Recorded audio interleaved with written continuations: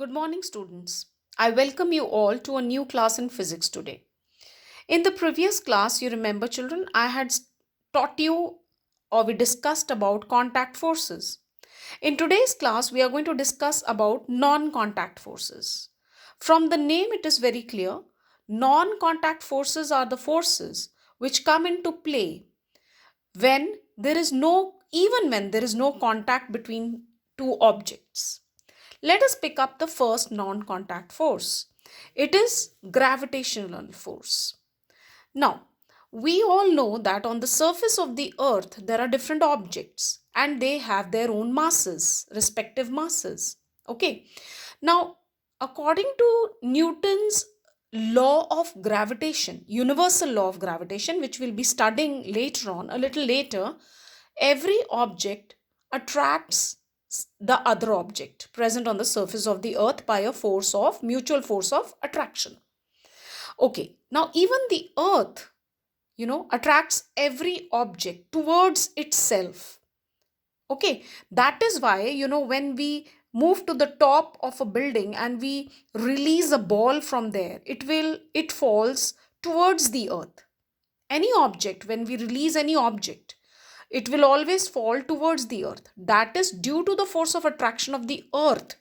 That is known as the force of gravity, or it is also known as the weight of the body. Now, it is not that the object is also not, the object is also attracting the earth, It's a mutual force of attraction. The earth, of course, attracts the object, and the object also attracts the earth towards itself. But the earth does not show any motion. Why doesn't it show any motion? Because it's a huge mass as compared to the object. So, therefore, what happens is that the earth attracts and pulls the objects towards itself by a force of attraction, and that is a non-contact force because there is no contact, okay, but still it exists and it is known as the force of gravity, and this type of force is known as the gravitational force. Okay, children, now we move on to the second type of non-contact force, and that is electrostatic force.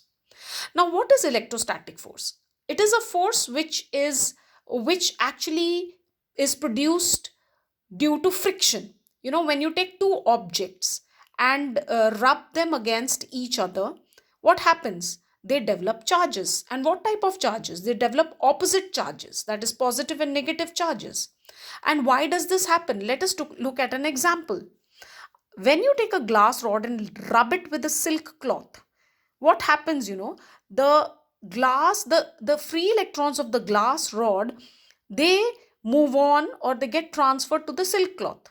In this process, the glass rod gets positively charged and the silk cloth gets negatively charged. Now they develop charges. Okay, now when you take this charged glass rod and hold it above bits of paper, there is no contact between the glass rod and the bits of paper, but still the bits of paper get attracted towards the glass rod, and that is due to electrostatic force of attraction, because we know that unlike charges attract each other. Okay, so basically, even you can perform a simple activity at home. You have to just take a comb and rub it through dry hair 4 5 times, and after rubbing the hair through the comb through dry hair, when you bring the comb near bits of paper, you will find that the bits of paper get attracted towards the comb. Why? Because the comb gets charged due to friction, develops electrostatic charges, due to which the bits of paper get attracted towards it. So we have learnt that electrostatic force is also a non-contact force. Now let us look at the third type of force. It is called the magnetic force. Okay, children, we have studied in magnetism that when two like poles are brought closer to each other, they repel. And when two unlike poles are facing each other, they will attract. Okay, we all know about this. This is the magnetic property of a magnet. And even you know very well that when you take a magnet and you place a few paper pins a little distance away from the magnet, even if there is no there is no connection between the two, you will find that the pins get attracted and they attracted towards the magnet. Now, why do they get attracted? Because of the magnetic force. And magnetic force is a force which is again a non-contact force. Right, children? So, this is how magnetic force is also a non-contact force.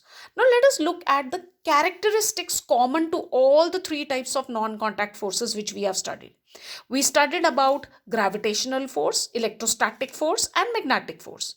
Now, what are the general characteristics? The first characteristic is that the magnitude of a non-contact force is inversely proportional to the square of the distance between the two objects.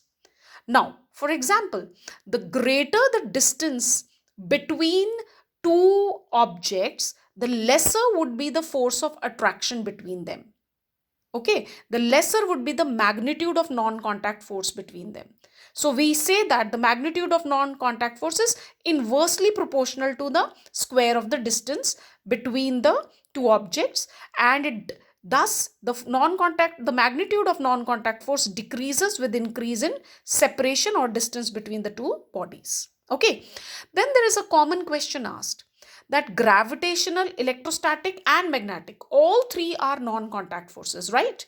But then what is the basic difference between gravitational on one side and on the other side electrostatic and magnetic? You know, children, if you closely look at gravitational force, it is always attractive in nature, because we know every object is attracted towards the earth, due to which they fall freely towards the earth. So therefore we say that gravitational force is always an attractive force. Though it is non-contact, it is attractive in nature. But if you look at electrostatic and magnetic forces, you know, these two types of forces could be attractive or repulsive in nature. How? We have seen that when you have like charges in electrostatic force, they will repel.